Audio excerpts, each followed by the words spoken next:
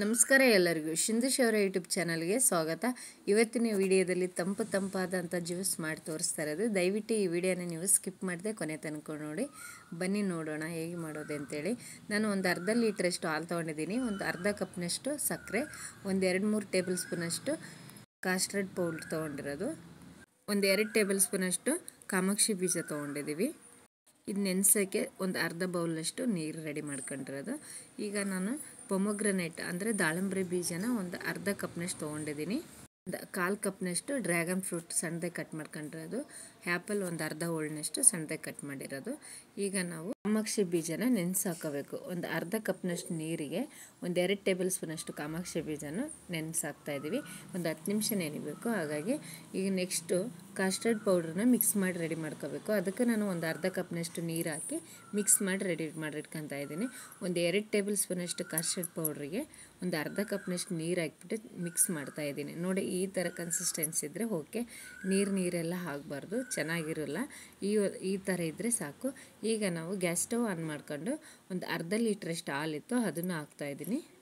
ಹಾಲನ್ನ ಒಂದು ಟೈಮ್ ಸೋಸ್ಕೊಂಡು ಒಂದು 10 ನಿಮಿಷ ಅಂತೂ ಕಡಿಮೆ ಫ್ಲೇಮಲ್ಲಿ ಇಟ್ಕೊಂಡೇ ಹಾಲನ್ನ ಕುದಿಸ್ಕೋಬೇಕು.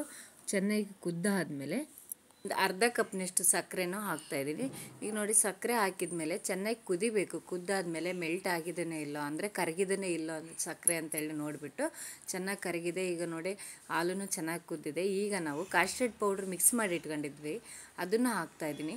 ಈಗ ಕಡಿಮೆ ಉರಿ ಇಟ್ಕೊಂಡೇ ಮಿಕ್ಸ್ ಮಾಡ್ಕೋಬೇಕು, ಇಲ್ಲ ಅಂತಂದರೆ ತಳ ಹಿಡಿದ್ಬಿಡುತ್ತೆ ಮತ್ತು ತಳಕ್ಕೂ ಹತ್ಕೊಂಡ್ಬಿಡುತ್ತೆ. ಈಗ ನೋಡಿ, ಕುದೀತಾ ಇದೆ. ಚೆನ್ನಾಗಿ ಕುದ್ದು ಒಂದು 5 ನಿಮಿಷ ಚೆನ್ನಾಗಿ ಕುದಿಯೋಕ್ಕೆ ಬಿಡಬೇಕು. ಕುದೀತಾ ಇರಬೇಕೇ ಮಿಕ್ಸ್ ಮಾಡ್ತಾ ಇರಬೇಕು. ನೋಡಿ, ಎಲ್ಲ ಕುದ್ದಾಯಿತು ಅಂದರೆ ಚೆನ್ನಾಗಿ ಬೆಂದಾಯಿತು. ಇದಕ್ಕೆ ನಾವು ಗ್ಯಾಸ್ ಸ್ಟವ್ ಆಫ್ ಮಾಡ್ಕೋಬೇಕು. ಗ್ಯಾಸ್ ಸ್ಟವ್ ಆಫ್ ಮಾಡಿಬಿಟ್ಟು ಸ್ವಲ್ಪ ಡ್ರೈ ಫ್ರೂಟ್ಸ್ ಇದ್ದರೆ ಹಾಕ್ರಿ, ಚೆನ್ನಾಗಿರುತ್ತೆ. ಡ್ರೈ ಫ್ರೂಟ್ಸ್ನ ನಾನು ಬಾದಾಮ್ ಮತ್ತು ಗೋಡಂಬಿ ಎರಡನ್ನೂ ನಾನು ಒಂದೊಂದು 6 ತೊಗೊಂಡಿರೋದು ಚೆನ್ನಾಗಿ ಸಣ್ಣದಾಗಿ ತುರಿದ್ಬಿಟ್ಟು, ಅಂದರೆ ಡ್ರೈ ಫ್ರೂಟ್ಸ್ ಕಟ್ಟರ್ ಬರುತ್ತಲ್ಲ ಅದರಲ್ಲೇ ತುರಿದ್ಬಿಟ್ಟು ಹಾಕಿದ್ದೀನಿ. ನೋಡಿ, ಸಣ್ಣದಾಗಿದ್ದರೆ ಗೊತ್ತೇ ಆಗೋಲ್ಲ. ಅಂದರೆ ಡ್ರೈ ಫ್ರೂಟ್ಸ್ ತಿಂದೇ ಇರೋ ಮಕ್ಕಳಿಗಂತೂ ತುಂಬ ಯೂಸ್ ಆಗುತ್ತೆ. ನೀವು ಈ ಥರ ಸಣ್ಣದಾಗಿ ಕಟ್ ಮಾಡಿಬಿಟ್ಟು ಇಲ್ಲಾಂದರೆ ಮಿಕ್ಸಿ ಜಾರಲ್ಲಿ ಮಿಕ್ಸಿ ಮಾಡಿಬಿಟ್ಟು ಹಾಕ್ರಿ, ಚೆನ್ನಾಗಿರುತ್ತೆ. ಈಗ ಎಲ್ಲ ಹಾಕಿಬಿಟ್ಟು ಚೆನ್ನಾಗಿ ಮಿಕ್ಸ್ ಮಾಡ್ಕೊತಾ ಇದ್ವಿ. ಮಿಕ್ಸ್ ಮಾಡಿ ಆದಮೇಲೆ ನಾವು ಕಾಮಾಕ್ಷಿ ಬೀಜನ ನೆನೆಸಿಟ್ಟಿದ್ವಿ, ಅದನ್ನು ಹಾಕ್ತಾಯಿದ್ದೀನಿ. ನೋಡಿ, ಎಷ್ಟು ಚೆನ್ನಾಗಿ ನೆಂದಿದೆ. ಒಂದು 10 ನಿಮಿಷ ಸಾಕು, ಕ್ಲಿಯರಾಗಿ ಎಲ್ಲ ನೆಂದೋಗ್ಬಿಡುತ್ತೆ. ಈಗ ನೆಂದಾಯಿತು. ನೆಂದಿರುವಂಥ ಕಾಮಾಕ್ಷಿ ಬೀಜನೂ ಹಾಕೋಣ. ಈಗ ಹಾಕಿ ಆದಮೇಲೆ ಚೆನ್ನಾಗಿ ಮಿಕ್ಸ್ ಮಾಡಬೇಕು.